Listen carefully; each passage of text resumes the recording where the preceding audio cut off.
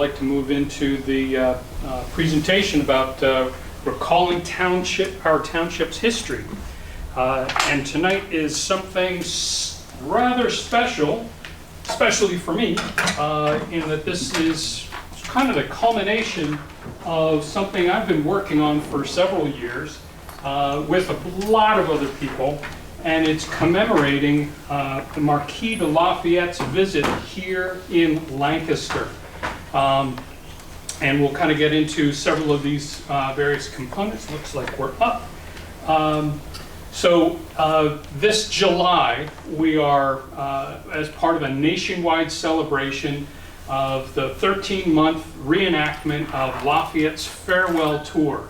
And there's a host of festivities here in Lancaster, as well as across the 24 states that he visited, both online and in person. We have a reenactor coming here to Lancaster later this month. But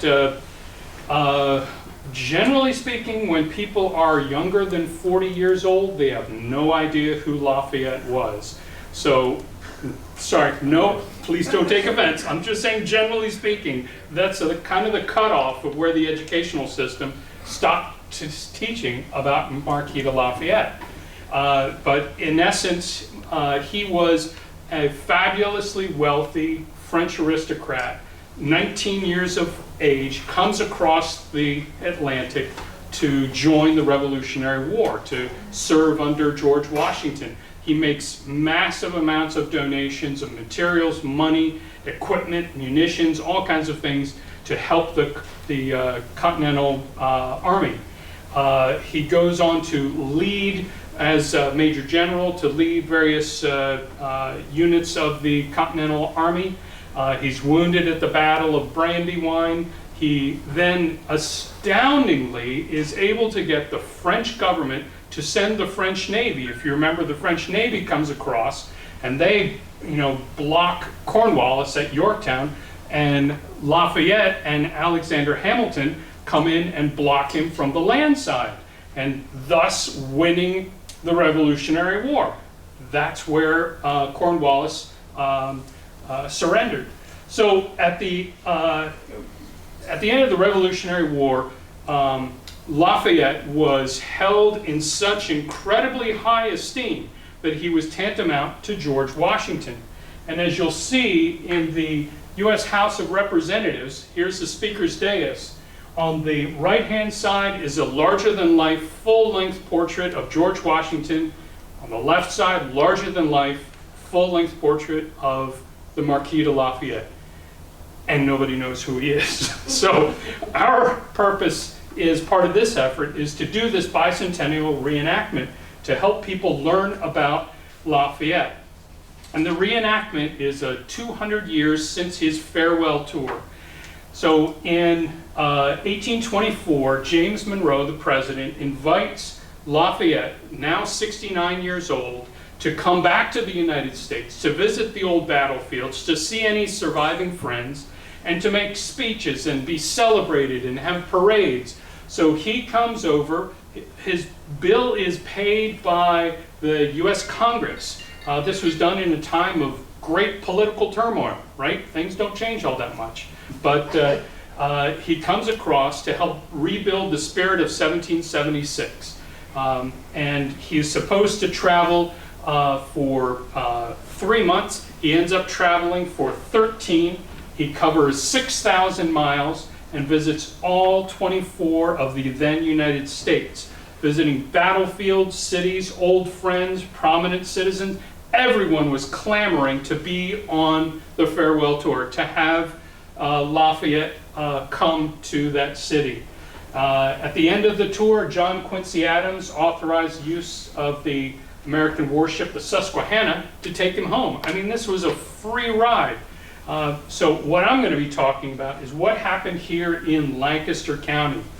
So on July the 27th of 1825, Lafayette crosses the Chester County border. He's coming from Philadelphia, from Westchester. This is actually a map of the county from 1824, the year before he showed up, And that line that he's crossing here is what we call Lincoln Highway today. It was then the Pennsylvania and Philadelphia Turnpike, a brand new road that was built. He's traveling on this through Gap, through Salisbury Township, stops at several taverns, most prominently at White Chimneys, which is still a very well-known historical location in Salisbury Township. Stops in Paradise. If you might know where Clark Mechanical has a business sign there, there's this odd stone that's right there. And that's the stone that Lafayette used to get in and out of his carriage. And it's still there today.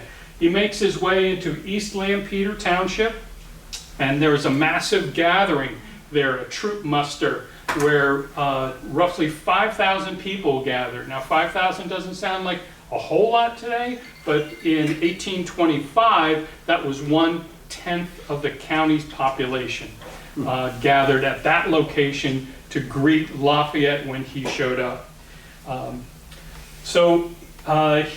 As I said, he's making his way on the Philadelphia to Lancaster Turnpike. He's with an entourage of 3 barouche carriages. These are super fancy carriages from back in the day. Each of them had a team of 4 horses drawing them. And he had his son, his secretary, other people along with him, plus a carriage for all the swag, all the gifts that had been given him, including a copy of this very map was given to Lafayette. I don't know what happened to that map. I can't find out whether he took it all the way back to France or if he just gave it away. Not really sure. But as I said, he stops in Paradise and then makes his way to Groves Field, which is, I'm sorry, I should have mentioned this before. Groves Field is approximately where Rosewood Terrace is. And if anybody from Lafayette Fire Company would be here, they would be able to attest that that's where the name came from, Lafayette Fire Company, and the Lafayette Water Tower, the Lafayette Tower Park. You know, go figure, these things do have a connection. And then he crosses the Conestoga into Lancaster Township, enters the city, and has a parade beginning 5:30 and goes through the city until 7. I love to think, what is it that Lafayette would have seen? What are the things that we see today that we don't realize were here 200 years ago? So first, as he's making his way across, he's going across the Conestoga on that beautiful 9-arch stone bridge, illustrated here in 1802 by the surveyor who surveyed the entire route, and that's Whitmer's Bridge. You can see, and the Conestoga Inn Tavern, you can see all the hills of Lancaster Township there that are all fields all the way up here, potentially as far as Rank Avenue. That building might be that far away.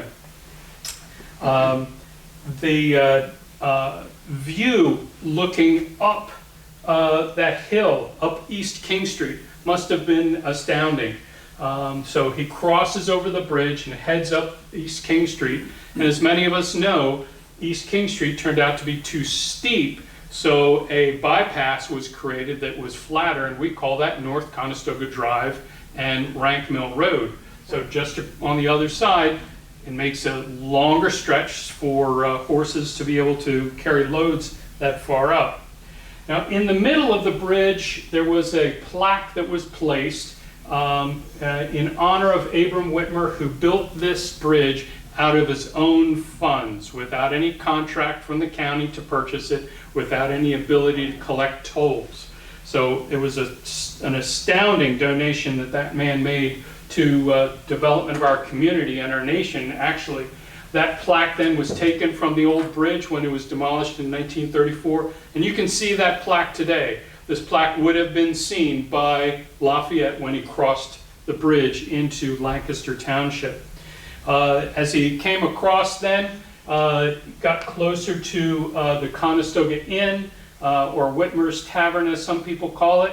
It was built in 1789, same year as the bridge, and that fortunately does still stand with us today, but it has been somewhat modified. The porch is a little bit different, form stone covers everything, but that building is still part of our landscape. Going further up East King Street, Lafayette sees our new county hospital built in the 1790s. So this was a matter of great pride for our county. As we know, that has been replaced by Conestoga View. This is the old county hospital. That's the Alms House we see today. This is Broad Street and Conestoga View. So Lafayette makes his way into the city, and he proceeds to go on a parade heading west on King Street, going the wrong way, makes his way to Charlotte, and then goes down Orange the wrong way, heads up Prince Street the wrong way, makes a turn at James Street, comes down Queen Street the wrong way, comes into the center of town, and as you might see at the center of town, that's where the county courthouse was back then, back in 1825, right where the Soldiers and Sailors Monument is today. Proceeds to the south, hooks around, comes back in on East King Street, stops and stays the night at Slaymaker's Hotel, which, as many of us know, is where Blazin' Jay's chicken sandwich shop is today. So that building was not there, but is no longer there. But the Masonic Hall, where a fabulous ball was held the following night, Masonic Hall still stands today. Now, the parade route I find really fascinating from a municipal standpoint. It was advertised of exactly where the parade route would go. An announcement was made through City Council that everybody had to get the streets cleared of all animals, all debris, all trash, to spruce it up for the nation's guest. I have no records that anyone was arrested or cited or anything like that, but it is possible that a lot of extra effort went in to clean things up. 4 magnificent arches were placed over Queen and over King in all 4 of the directions around Center Square. And those arches were then lit with lanterns, flowers, all kinds of decorations on them. It really was an incredible parade. The Friday of last day that he was here, he was getting ready to leave and go to Port Deposit, Maryland, and as he was making his way, he had to use a pontoon bridge because just prior to his arrival, there was a massive storm and washed away the bridge that was there at Ingleside. And so a group of people put together a pontoon bridge so that he, his barouche carriages, and all of his entourage could travel. So the reenactment events that are going on, we've got an exhibit at Rock Ford, walking history tours, online speaker series. Then at Lafayette Tower Park, there's a massive gathering that's being held there. That's free. Another presentation at Franklin and Marshall College. The Bicentennial Candlelight Dinner and Period Ball, that's at the Trust 46 building. They have asked me to appear in costume, but I've deferred. It's just not my cup of tea. So we'll see what happens when I get there. They may shove me in one. The Lafayette Day at Historic Rockford, a special musical performance, and then a grand send-off down in Peckway. So thank you very much for letting me yammer on about this. It's really something that's a bit of a passion for me, and hope that folks might check out these events and perhaps participate. So this leads into then hopefully later approval by the board for the proclamation of July the 27th as Lafayette Day in Lancaster Township. Thank you. Thank you.